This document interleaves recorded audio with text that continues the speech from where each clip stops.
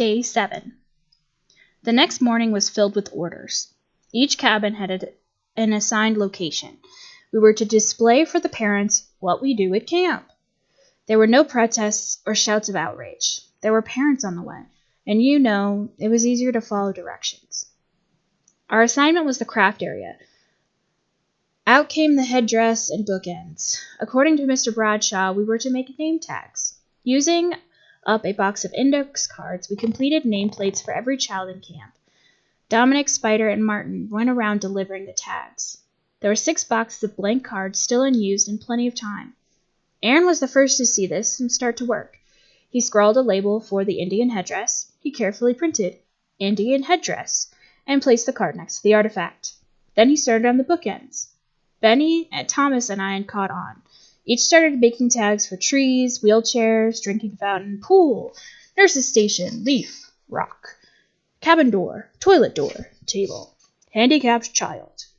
Dominic and his messengers started acting like Santa Claus delivering the tags, placing them on everything. Within an hour, every moving and stationary item had a label. Some had 2. The camp looked like it was hit by a bumper sticker blizzard. In the middle of the paper storm, the parents started to arrive. Aaron wrote as fast as he could.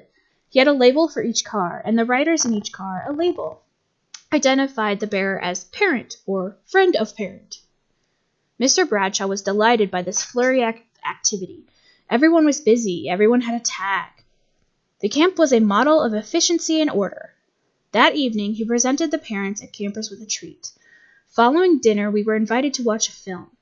As light struck against the dining room wall, I couldn't believe what Mr. Bradshaw called a treat. The film dealt with water safety. There were extensive scenes about mouth-to-mouth resuscitation and how to throw a drowning swimmer a life ring. Behind the scene was the sight of children cavorting in the water, white teeth glistening, children running and jumping into the water. I hated these blonde-headed kids and their smugness. The film ended with a Red Cross demonstration of water ballet. Graceful legs poising above the water, then darting beneath its surface. Children kicking in unison towards the center of the pool to form symmetrical stars and flowers with their arms and legs.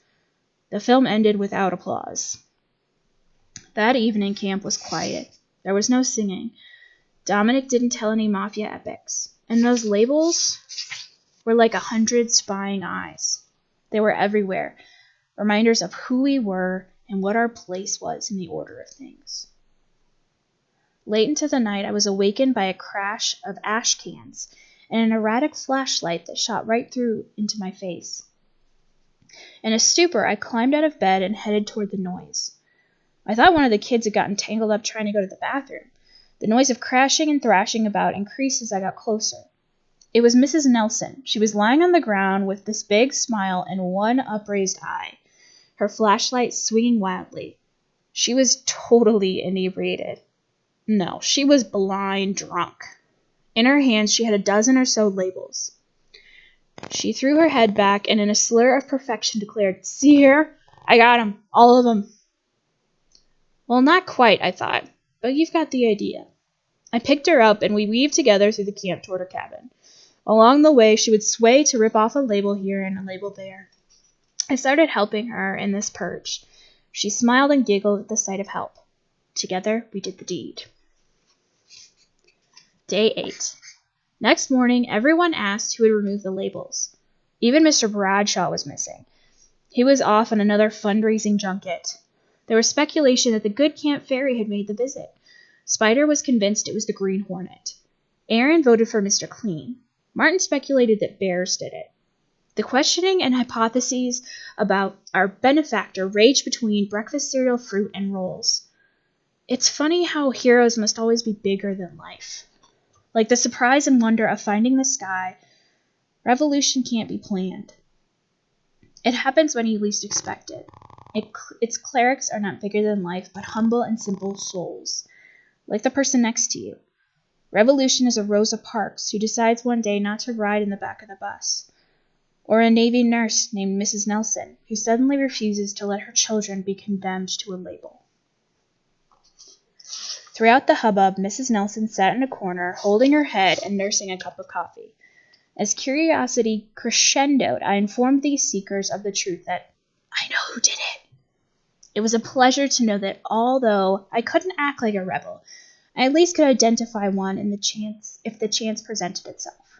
The time was now. I pointed deliberately to the corner of the room. Everyone looked and then looked back. So who did it? Spider inquired. I pointed again. Not Mrs. Nelson, chided Betty. Yes, Mrs. Nelson, I replied. Mrs. Nelson was a genuine camp hero. It couldn't have happened to a nicer person. I'm not at all sure she remembered her gallantry, but her legend spread unabated. From that moment, she couldn't keep the kids away from her. You might say she was captured by good intentions. Kids would huddle around her, proposing things to do, it was as if she was possessed of some kind of magic. Well, maybe she did, after all. She stripped those labels of all of us. She gave us back the chance to be children, to dream and play.